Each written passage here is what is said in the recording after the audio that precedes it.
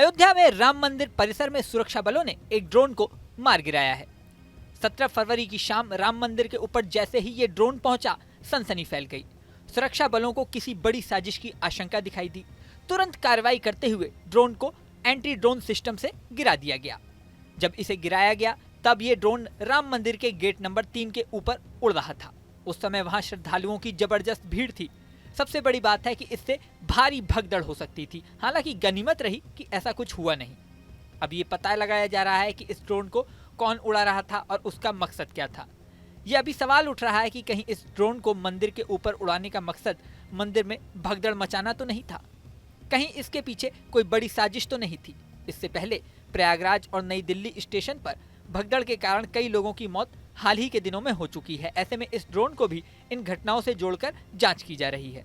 हालांकि 18 फरवरी की सुबह तक इस बारे में सुरक्षा बलों ने ऑफिशियली कुछ नहीं कहा था। एक मीडिया रिपोर्ट में ये दावा जरूर किया गया है कि असल में ये किसी शादी का ड्रोन था जो राम मंदिर तक पहुंच गया। अब असल बात क्या है ये तो जांच के बाद ही पता चलेगी। ड्रोन को मार गिराने के बाद सुरक्षा कर्मी अलर्ट हो गए। बम स्क्वाड टीम को बुलाया गया, ड्रोन की जांच की गई।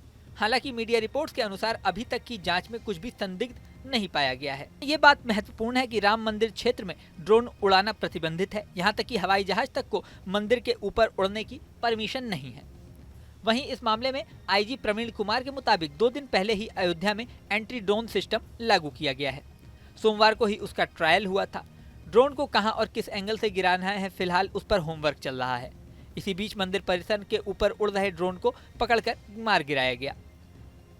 दरअसल राम मंदिर और उसके बाहर श्रद्धालुओं की भारी भीड़ रहती है, इसलिए एंटी ड्रोन सिस्टम लागू किया गया है। इस एंटी ड्रोन सिस्टम की खासियत यह है कि 2.5 किलोमीटर के रेडियस तक उड़ रहे किसी भी ड्रोन को ये अपनी तरफ खींच सकता है। वहीं इस घटना के बाद पुलिस उस शख्स की तलाश कर रही है जिसने इस ड्रोन को उड़ाया था। हालांकि 18 फरवरी तक इस व्यक्ति का पता नहीं चल सका था, लेकिन पुलिस ने अज्ञात में मुकदमा जरूर दर्ज कर लिया है।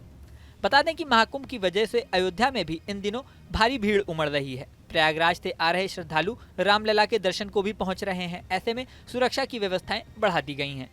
मारे गए ड्रोन में अभी तक कुछ भी संदिग्ध नहीं पाया गया है। पुलिस फिर भी मामले की जांच में लगी हुई है।